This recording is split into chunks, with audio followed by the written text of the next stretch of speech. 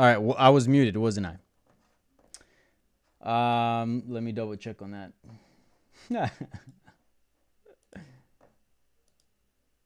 Jesus Christ, straight out of Luke Thomas's book. All right, where do I even begin here now? Well, again with sound. My name is Danny Segura. This is my UFC Vegas 23 reaction / recap, whatever you want to call it, also known as UFC on ABC2. Like I said earlier, and you guys couldn't hear me, I will be doing a live Q&A this week, Tuesday at 10:30 a.m. Eastern, so make sure you tune into that. Obviously, I'll tackle more subjects. I want to keep this video centered around what we saw today during the day at UFC on ABC2. Obviously, Marvin Vettori picking up a dominant win over Kevin Holland, who had picked up that fight on short notice. So lots to talk about there. We can also get into Bellator 256, which went down on Friday, so yesterday. There's a lot to talk about. There were some important results on that card. But mainly I want to keep it centered around fight results, right? So anyways, if you got questions, feel free to throw them on the YouTube live chat, and I will get to them at some point in this video, probably in the later part. Maybe if I see a question that's relating to whatever it is that I'm talking about, then I might just answer it whenever. But just throw them and I'll answer them as I go, I guess, or maybe at the end. I don't know. We'll see. Let's see here. What else? That's it. So let's get right into it. Let me pull up the card here. UFC on ABC2. All right, so let's start off with the main event. By the way, I am drinking. It's been a while since I've had a beverage on the YouTube channel, but drinking Modelo. That's just what it was in the fridge.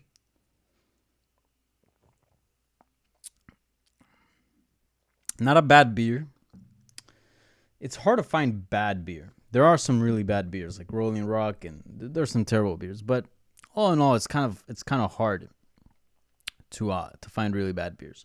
Modelo is decent, but by no means is the best Mexican beer. It's funny how like the two most well-known Mexican beers are probably the worst Mexican beers.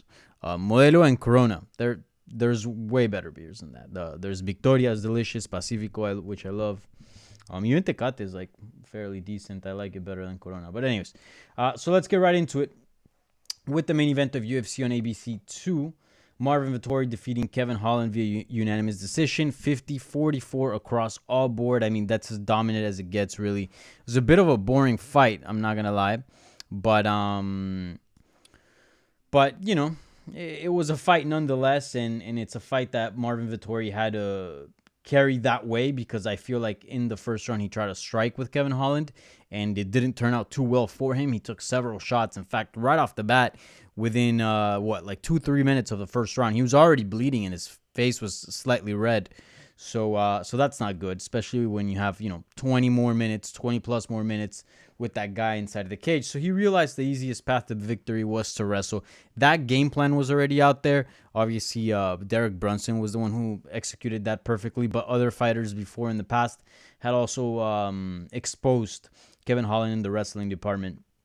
Probably the person who did it best, as I said, is Brunson, but others had success in the past as well. But anyways, that's what Marvin Vettori did, because in the striking department he wasn't getting pieced up. It's not like it was a one-sided beatdown like the Rodriguez Perry fight, which we'll get to at some point. But it was certainly, I would say, like maybe like 60 to 40%. Kevin Holland was winning that, the striking exchanges like 60% and Vettori like 40%. But that all changed as soon as he started wrestling, and he completely dominated Kevin Holland. I mean, I think every single takedown that he shot, he got it. I'm not sure there was a single takedown that was defended. Kevin Holland has some pretty bad wrestling defense. It's not good. It's not good. And I said this on Twitter. If he wants to be a top 5 fighter, he needs to sharpen those skills up, because with what he's got, he will never, ever crack the top 5 of any division. Because I know he's currently fighting at 185, but he's also teased about going down to welterweight. And if you look at the rankings, even strikers that are in the top 5 can wrestle. Maybe not like super well, but they can wrestle, right? Let's look at welterweight right now. So, the men's welterweight rankings, it's Colby. He can wrestle his ass off. Obviously, the champion Kamaru Usman can wrestle his ass off. Burns can wrestle his ass off. Leon Edwards, he mostly strikes, but he can grapple. Jorge Masvidal, he can wrestle. Jorge Masvidal can wrestle. Maybe not as good as the other guys, but if he needs to take somebody down, he can. And I'm sure he could probably, implement that sort of game plan against Holland. The only one there in the top 5 would be Stephen Thompson, right? But we know he's a bit of his own thing, right? And then if you look at 185, I mean, I don't think Whitaker's gonna wrestle him, but he can certainly wrestle. I mean, I think he's represented Australia in the Commonwealth Games, right? Costa doesn't need to wrestle. Jared Cannonier can wrestle. Brunson proved he can wrestle. Vettori, in my opinion, is top 5. He can wrestle, obviously. So really, there's no room for his game in the top 5. So he's really gonna have to change dramatically to be able to hang with the very best in whichever division he decides to compete in. And look, he's got great striking. He's got a great style. He's got great defense on the ground. Like, the guy doesn't take much ground and pound. Like, he's actually pretty good at avoiding shots on the ground and defending. And he's got a few little clever get-ups and stand-ups.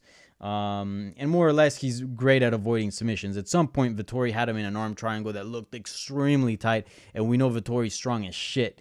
And yet, Holland didn't tap, and Vettori at some point had to let go of it because he knew he was gassing himself out in his arms if he continued squeezing. So it just wasn't worth the squeeze.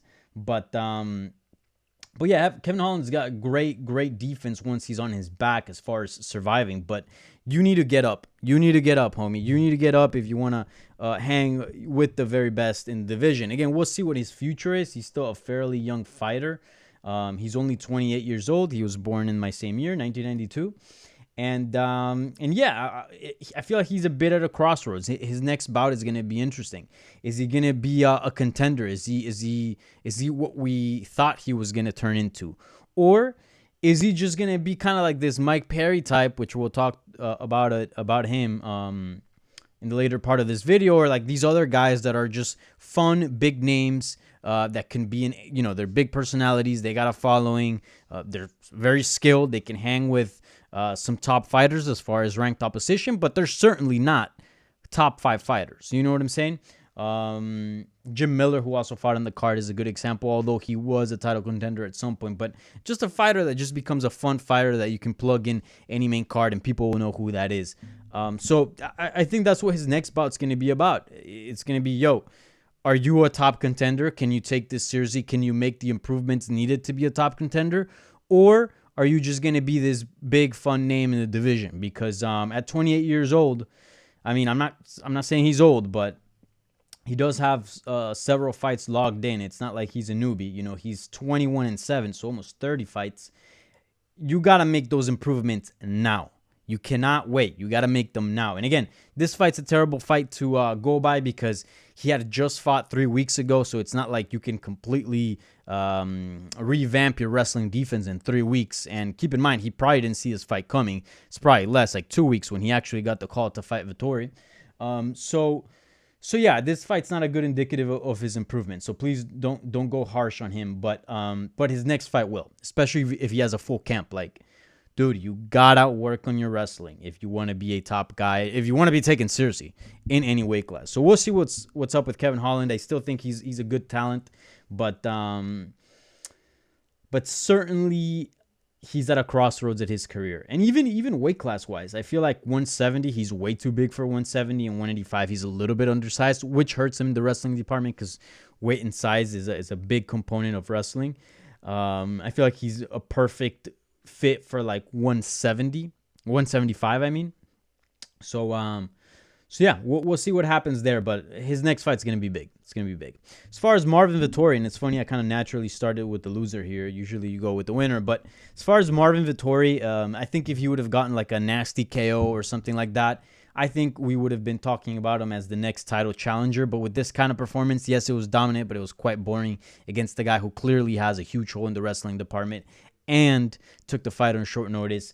Look, if you didn't finish him, if you didn't do something impressive, worth of a highlight reel, I think we can forget about him as far as being the next title challenger. I think Robert Whittaker, who is currently 2-0 since losing to Israel Adesanya, obviously former champion, so that holds a little bit of weight, and has wins over Darren Till and Jared Cannonier, two of the best fighters in that division.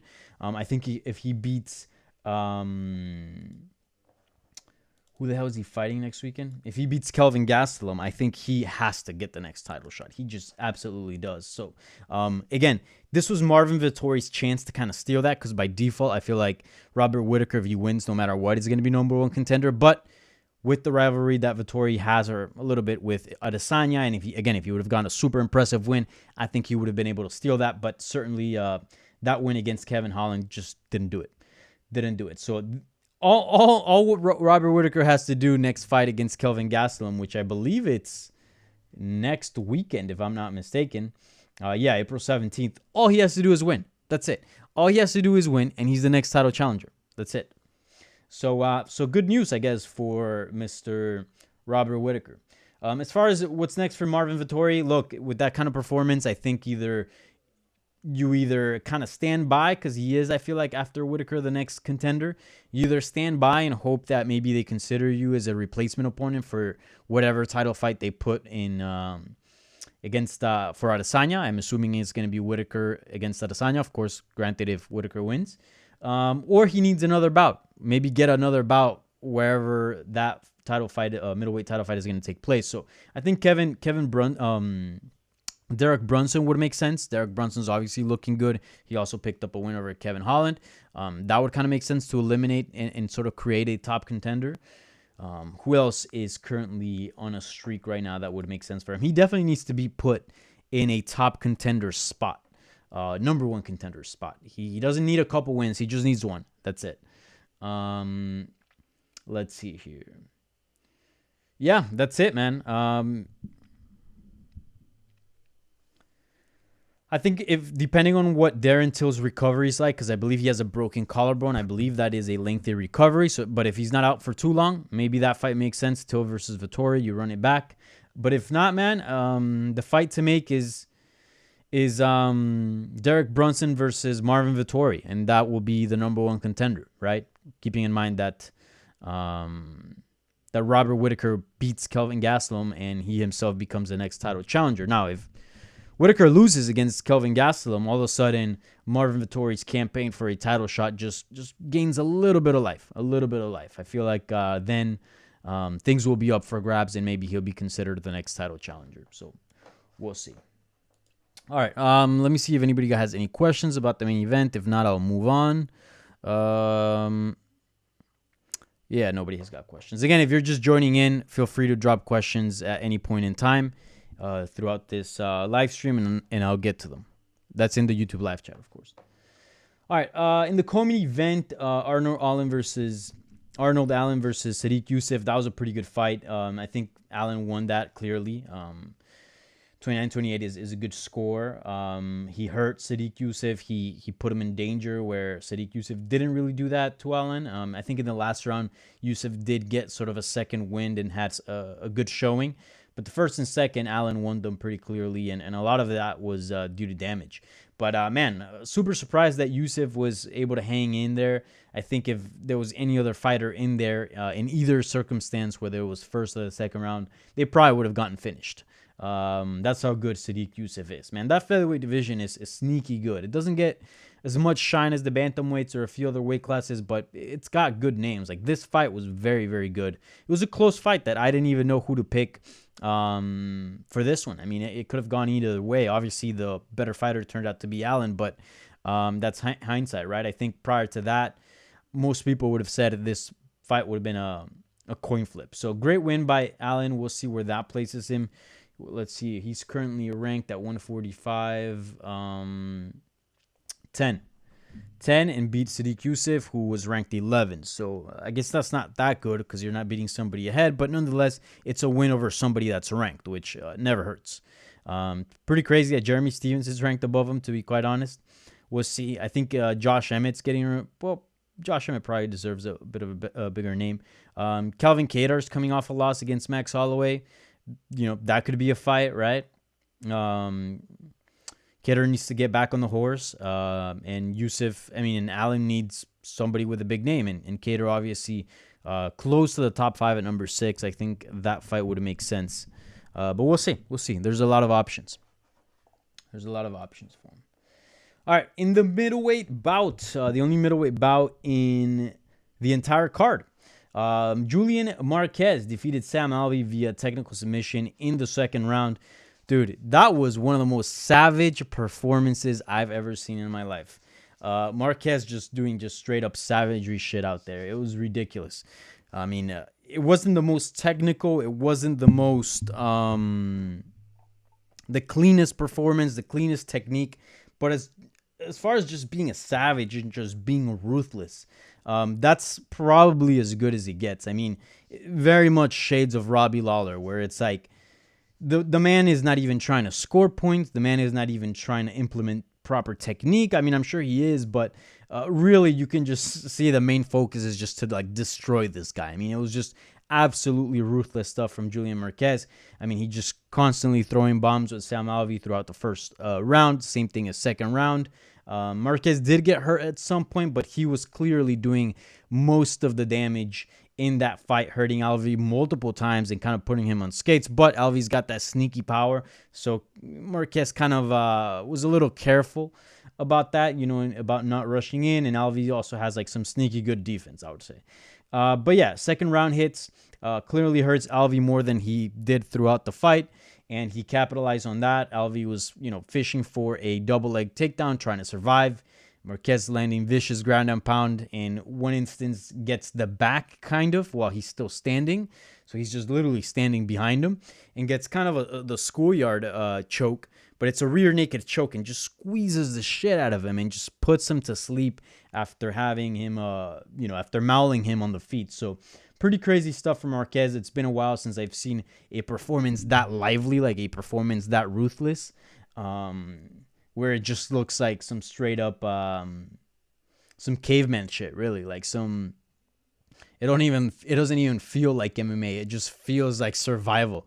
It feels like Darwinism at its, live, at its core. Two dudes just seeing who can survive in there, It's pretty crazy. But yeah, great performance by Marquez, who is looking good ever since he came back. In his last fight against Maki Bitolo, he was losing that, but he came back beautifully. And now he's 2-0 since he came back. Remember, he had been out for quite some time. Prior to this 2021 run, he had fought in July 2018. So he's been out for quite some time. So great to see the Cuban Missile Crisis back in action and looking good. That man's a fun fighter to watch. I know he fucked up with Miley Cyrus. He definitely fumbled that. He's not gonna ever admit it, and that's okay. I don't think that he should, but yeah, he completely dropped the ball in that one, like big time. He did not play that well, but at least he can kick ass, right? So we love Julian Marquez over here. Any questions surrounding that fight? I mean, I don't think there should be any, right? But let's see here. Nope. All right, so let's move on into probably, I would say, my favorite fight of the entire card. Going into it, I really was curious to see this fight because I've been really, really interested in Mckenzie Dern's evolution as a fighter as of late. I think I appreciate it way more than others. I don't think people are really seeing what I'm seeing because I'm kind of like, yo, guys, look at this over here. And I feel like everyone's like, Mike Perry's about to fight or whoever, Vettori's up next. Like, who cares? But actually, like, I really do think something important and something special is really brewing here with Mackenzie Dern. Something that we've never seen, or maybe we've seen some similar stuff, but certainly something that's pretty unique happening there with Dern. Obviously, as far as the result goes, Dern defeated Nina Nunes now, via submission armbar in the first round with just 12 seconds remaining in the fight.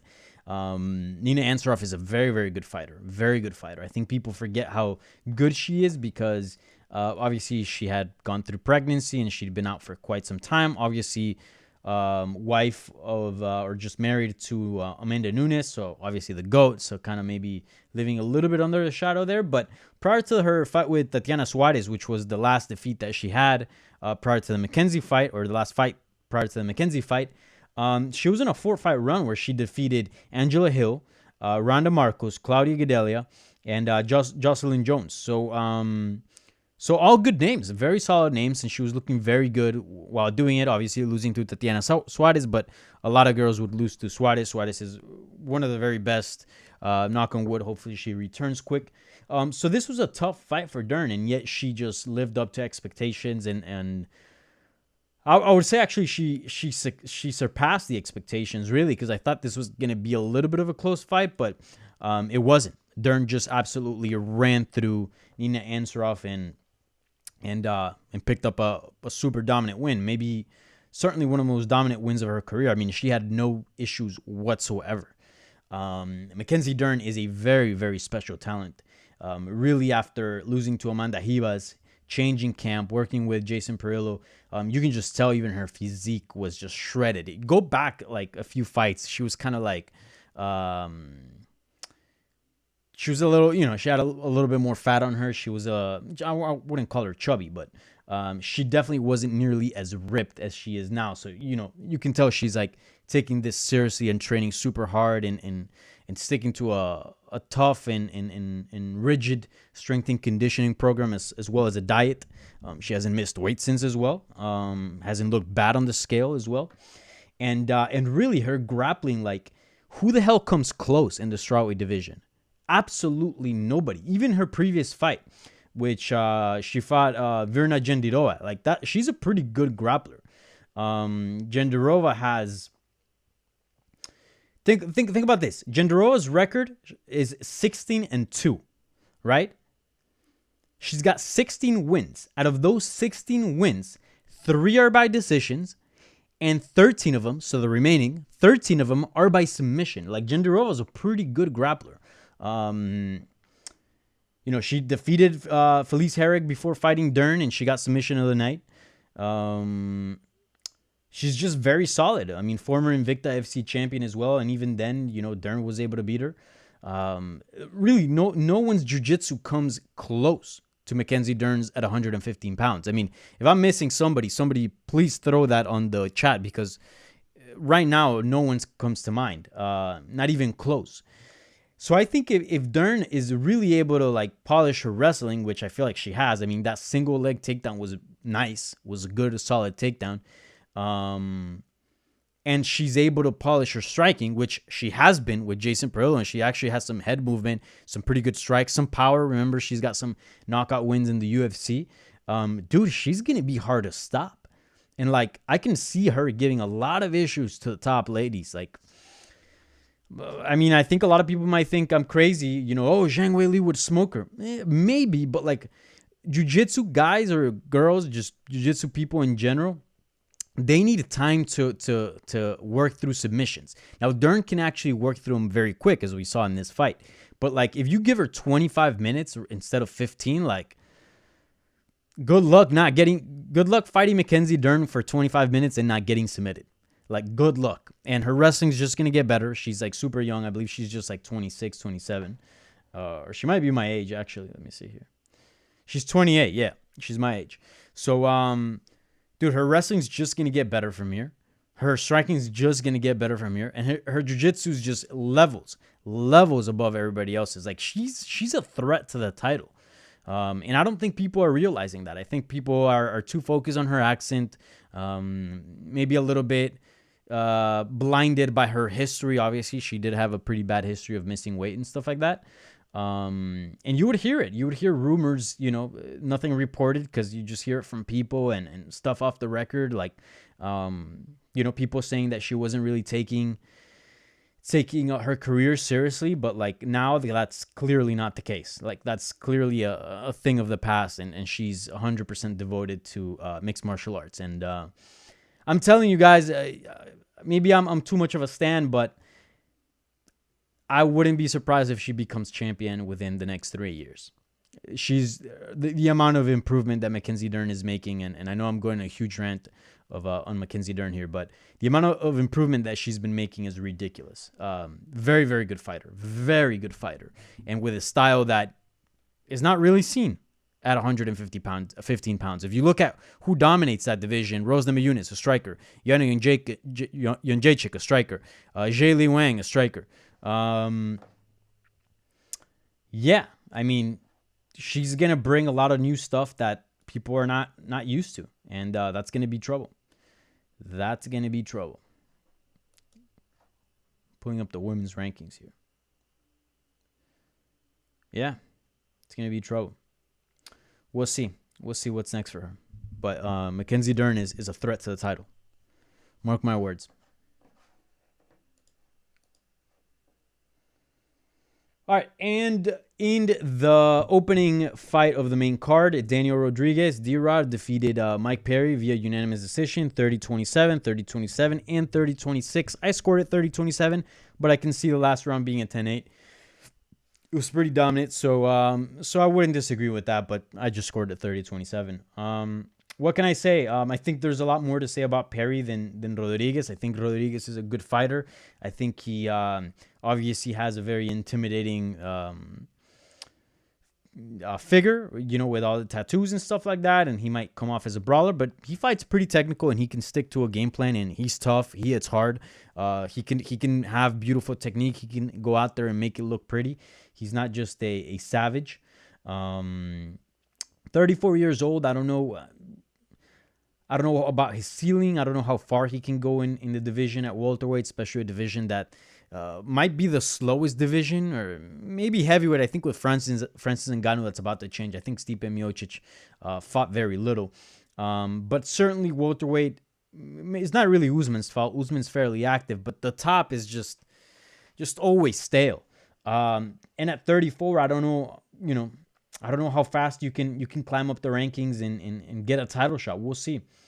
We'll see how it goes. But Rodriguez is certainly a good fighter, a skilled fighter. I think he showed that great defense, much like Kevin Holland. Once on the ground, he showed great defense. Perry wasn't able to get much ground and pound, any type of submissions, nothing like that. And he was able to get up from some of those takedowns as well. So unlike Kevin Holland, he actually has some good stand-up technique. Again, I would say Vettori is obviously a better wrestler than Mike Perry, but still. Yeah, he looked good. He looked good. And what can I say about Mike Perry? I mean, he is such a weird case, because I would say the Mike Perry of like 3 years ago would beat the Mike Perry of today. Even though the Mike Perry of today is more experienced, has gone through more camps, et cetera, et cetera. Mike Perry at 29 years of age, he's like having a regression in his game. He's like de-evolutioning. Or is that even a word? Or de-evolving. And it's so weird, because it's not really about damage. Because you see that with fighters that take a lot of damage, right? Like their chins don't hold up anymore, and they're easily knocked out, and they become hesitant. So then they're kind of shot, and they just keep distance, and they just lose fights because they're scared of getting knocked out because their chin's no longer there. Or they lose their physical ability with age, so they're not as fast, especially if they have games that depend on athletic ability. You just see them kind of diminish with the natural process of aging, right? But Mike Perry clearly looks in great shape, if not the best shape of his life. I mean, he's strong as shit. He's quick. He's tough and durable. Good luck putting away that guy.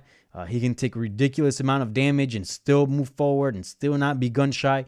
Some fighters get hit hard and they stop swinging because they don't want to get hit, and they just cover up. Not Perry. Perry's still a very good athlete, very strong, packs a lot of power, very durable. But as far as his technique, he's taking steps back, which is so weird at this point of his life with just 28 years of age. Don't really know what's happening. Whatever training method that he is doing right now, or the way he's handling his career as far as behind the scenes, as far as outside of the octagon, as far as the preparation, ahead of a fight, is clearly not working for him. And it is very strange. It is very strange. I remember a few fights, this is a guy that beat Paul Felder, and I think Sean Sheehan had a great point about this. It's like, this is the guy that beat Paul Felder. And And Paul Felder's a very skilled fighter. I mean, he's a top 10 lightweight and has been for some time. So it's pretty crazy. It's pretty crazy. Yeah, I don't know. I don't know what to say. Obviously, he's clearly taken a lot of damage throughout his fights, but I don't feel like that has yet to wear on him. I mean, his chin hasn't gotten worse, right?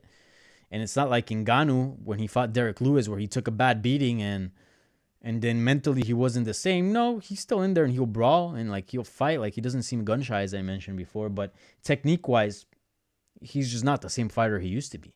Again, I'm not saying he used to be like some super skilled top 5 fighter, but he certainly was a bit more polished than what he is now. So we'll see what's next for him. He did mention in his Instagram that he has 1 fight left on his deal. I don't know if the UFC is going to cut him now or just honor that 1 fight and give him another bout. I mean, his record do not look pretty. He has 3 wins in his past 10 bouts. So he's 3-7. That's not good.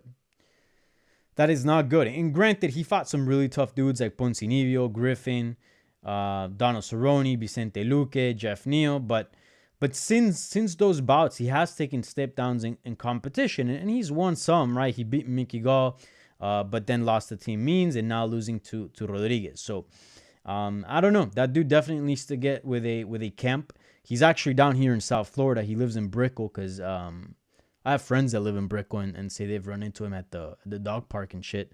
Apparently he's got a German Shepherd. But yeah, I mean, I think, look, ATT is not that far. You can just drive 45 minutes to Coconut Creek and get some quality training.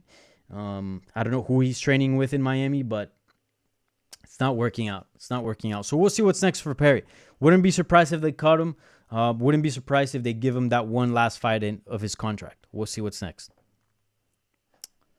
All right, and that was it for the main card. As far as the prelim action, there's not really anything that I want to go in depth with. Probably the Ignacio Bahamondes fight because he's obviously Hispanic. You know, he's from Chile, and I interviewed him ahead of this fight. I'll probably go into that in my. I'll do a recap in Spanish of Bellator 256 and UFC Vegas 23 tomorrow. So obviously I'll go in depth and talk extensively about Bahamondes, who had a pretty good fight against John McDessie. Could have won fight of the night maybe. If Bahamondes didn't miss weight, I don't know. But anyways, in this part of the program, you ask questions on the YouTube live chat and I will answer them. So if you got questions, now's your time. Let's see here. All right, Amy Wee. But what does Danny have to say about all this? A lot, as you heard. Remember, by the way, follow me on Twitter and Instagram at Danny Segura TV. Subscribe to the channel if you haven't already. I promise you guys I will be a little better about posting content here. Been busy, man. Been so busy. You guys have no idea. All right. Pound D8. Who impressed you the most tonight besides Mackenzie Dern? So if you guys can tell, I'm very excited about Dern's future here. So besides Mackenzie Dern, let's see here.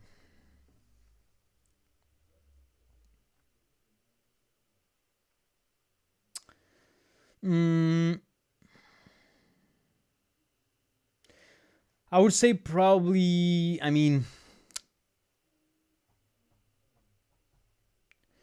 it depends. It depends. I would probably go with Julian Marquez. I think he looked good. I think he looked good in this fight. Rodriguez also looked good. I mean, he looked very technical. There's some other fights that I didn't enjoy as much. Yeah, there wasn't like super impressive performances. I feel like there's a lot of people that like underperformed, and there's people that just performed to their ability of what we're used to seeing, like a Arnold Allen. Like, you know, that was a very Arnold Allen fight, and he looked good, as he usually does.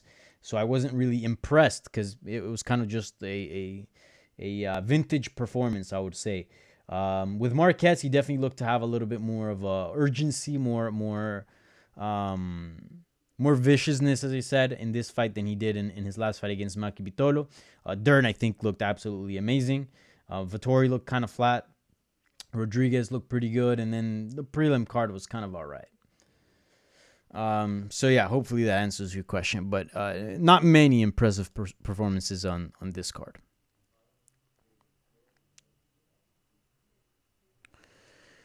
Pound D8. Perry needs a step down in competition, but D-Rod is very legit and definitely one to watch forward. Yeah, but I mean, a step down in competition, like this is the UFC, that doesn't really exist. Now, you can fight kind of lower competition than ranked competition, but like D-Rod is not ranked. You know what I'm saying? Like these are the kind of fights that you should be able to win against. You again, you don't win them all, right? I think a lot of people would lose to D-Rod, but I mean, as I said, he's only won 3 fights in his last 10 fights. He's lost 7. And also keep in mind some of his previous victories. Like, dude, you should be putting away some of these guys that you're fighting, right? Again, this is a guy that beat Danny Roberts. This is a guy that knocked out Jake Ellenberger, Alex Reyes, Paul Felder, Cowboy Oliveira. I mean, Oliveira's a very good fighter. Mickey Gall. Mickey Gall's, decent. I don't know. I mean, I don't know how much of a step down you can give him, right? Like bring in a rookie, like fight somebody that's new to the promotion. I don't know. I don't know. And one thing is like looking good while losing to these fighters, but it's clearly like I don't think a step down in competition will help him all that much. You know what I'm saying? So I think it's more about, and again, he's almost 30. It's not like he needs grooming. It's not like he's a prospect that needs a bunch of tune-up fights to get experience. He's got the experience. Perry's got over 20 fights. He needs to do something about his training. I think that's what it is.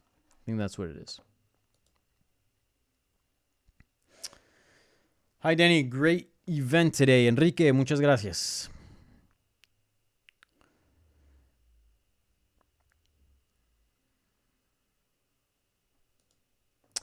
Who's next for Almighty? A top 5 is a beat. Yeah, I don't know. Like I said, I think a fight with Kadar would make sense. I think that'd be interesting. He clearly after this fight needs a step up in maybe not competition because Sadiq Youssef is up there as far as skill. But look, I mean, the man is on a 1, 2, 3, 4, 5, 6, 7, 8, 9, 10 fight winning streak. That's pretty impressive. So 9, I'm sorry. So I mean, he's beating some good guys, some guys with decent names. He's getting by some solid opposition, but I feel like at this point in his career, he needs those bigger names, right? I know Edson Barbosa has his hands tied with Burgos, but I'm just saying, like, that kind of type of name, a veteran that's been around that people recognize. So I'm looking at the featherweight rankings right now. I think Kelvin Kattar's pretty respected among MMA fans. Coming off a main event fight against a former champion, so I think that'd be a good fight. I would put him up against Josh Emmett, but I feel like Josh Emmett, upon return, deserves a big name. I don't know what Chan Sung Young is doing, but that'd be fine as well. Yeah, we'll see. We'll see what happens. I think the Kelvin Kattar fight would make sense. Even Jeremy Stevens. Jeremy Stevens is ranked above him, surprisingly, but he's still a name, right? So we'll see. I think name value is important for Allen's next fight. Let's see here. How long would Kevin need to work on his wrestling for these fights to go differently? A long time. But everybody picks up wrestling differently. Some people get it, some people don't. So we'll see how he responds. Again, Holland's got almost 30 fights logged. He's been fighting for a very long time. So he at some point, I mean, he has to get some sort of wrestling training. I mean, he's been fighting in MMA since 2015. Imagine that. So he must have done rounds in wrestling. Maybe he's just not good in wrestling. Just some people pick it up, some others don't. But who knows? Who knows? Who knows? Maybe I'm kind of underselling him here, but he needs to bring some wrestlers and train wrestling. And okay, fine, get taken down. Not that big of a deal, okay? It's not that big of a deal if you're able to get back on your feet. You know what I'm saying? But if you're not able to defend takedowns or get back on your feet, you're screwed. You gotta know ideally both or at least one. Like for example, Derek Lewis doesn't have the best takedown defense, but good luck holding that guy down. Good luck. You'll take him down and he will bounce right back up. He'll get up. He'll literally just stand up with you like on top of him. The guy has a great stand-up game. Again, not the greatest takedown defense, but if you're able to get back on your feet time after time, that does it, you know? So, and there's other guys that have great takedown defense, but once they're on the ground, just flat on their back. They can't get back up. But that first sort of defense, that first sort of wall is good enough for them to stay out of trouble or at least keep the fight on the feet wherever they want to have it. Now, I can't think of any clear example right now, but, they're out there. Maybe even Anderson Silva, I think, was a good one. Yeah, no one else comes to mind specifically. But yeah, I mean, we'll see. I think for now, if the UFC, and I think the UFC does believe in him, I think the UFC is interested in what he brings. He's young. People like him. People are invested in him whether they want to see him win or lose. He can cut a great promo. I mean, he's got a lot of good things going for him. So ideally, if I were a matchmaker, okay, I'd put him against someone that can wrestle, but not that great, not that good, you know, and have him work on his wrestling and get those type of matchups where he gets used to fighting guys that are, you know, fishing for his legs and trying to take him down, press him against the cage, but not at the level of a Derek Brunson, not at the level of a Marvin Vettori, because those two are two of the best wrestlers in the division. You know what I'm saying? So it's tough practice. You know what I'm saying? So if I were a matchmaker, I'm going to pull up the rankings right now. I'd give him one a full camp so he can sharpen up his skills in the wrestling department. And I put him up against a, not even anybody in the rankings, really. Like a decent grappler outside of the rankings. You know, and then see where he goes.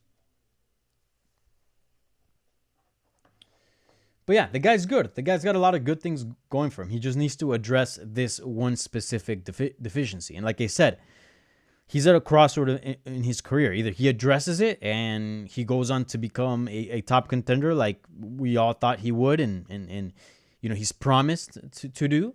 Or he's just going to, you know, he just got exposed, and that's going to be his weakness moving forward. And when he fights a wrestler, he's going to struggle. And when he fights a striker, he's going to have fun fights, and that's going to be his career. We'll see. But the next fight's going to be very, very important. But clearly needs months of wrestling.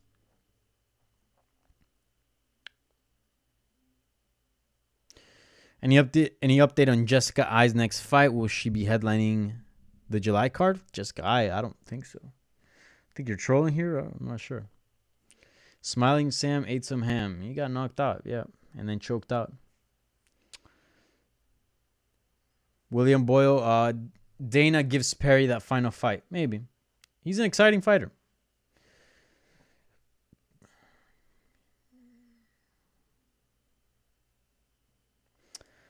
Joe Lav, why would you put a spoiler in the title? Okay, maybe I fucked up there. I'll change that. But at this point, I mean, if you didn't watch the fights, you didn't watch the fights. But I'll put Marvin Vettori versus Kevin Holland. All right, I'll change it tomorrow morning. You guys got 24 hours to watch that shit, or 48 or whatever. Who's next for Julian Marquez? Anybody? I mean, the guy's just coming off an injury. He's building his sort of momentum back up. At this point, he shouldn't get too picky with opponents. Will we still get Till versus Vettori? My hunch is no. I think Vettori probably wants to fight fairly quick. He didn't take much damage. And look, there's a lot of things on the line. Like if Kelvin Gastelum beats Robert Whittaker next weekend, will Kevin Gastelum deserve a title fight against Israel Adesanya? I don't know. I think at that point, Vettori has a better case for a title shot, right? So Vettori could very well be fighting Israel Adesanya next. I don't think Kelvin Gastelum's going to beat Robert Whittaker, but you can't count him out. The man's got power. So we'll see. We'll see what happens. But I think for now is just wait and see. If he doesn't get the fight, I think there's a higher chance of fighting Brunson than fighting Darren Till. I have a feeling Darren Till is going to be out for a while because he broke his collarbone, and the collarbone is a bad injury. I have a friend that played football in high school, broke his collarbone, or an acquaintance, and then was never able to like lift his arm above his head. Like this would be as high as his arm would go. He couldn't do this. It's like a pretty bad injury. We'll see how bad it is. Obviously, there's different types of breaks and stuff like that, and people heal differently. But I don't suspect, Till will be able to fight anytime soon. So we'll see. All right, I think that's it for questions. Yes, sir. All right, so I'm going to call it quits here. Almost an hour. Perfect. Thanks for the consideration to us that couldn't watch live. No, thank you for letting me know. Certainly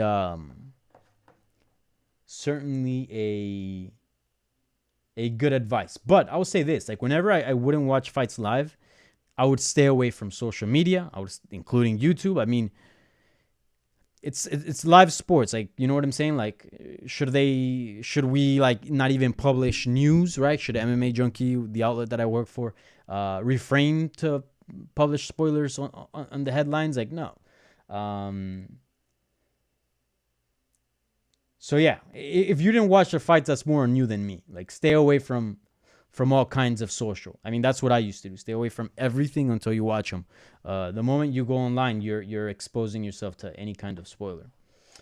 All right, so that does it. Tomorrow, for those Spanish speakers, I will be doing a recap of Bellator 256 and UFC Vegas 23 in Spanish tomorrow in the channel of Hablemos MMA, which is a featured channel on this very own channel, so you can check that out, or just search Hablemos MMA on YouTube and that channel will come up.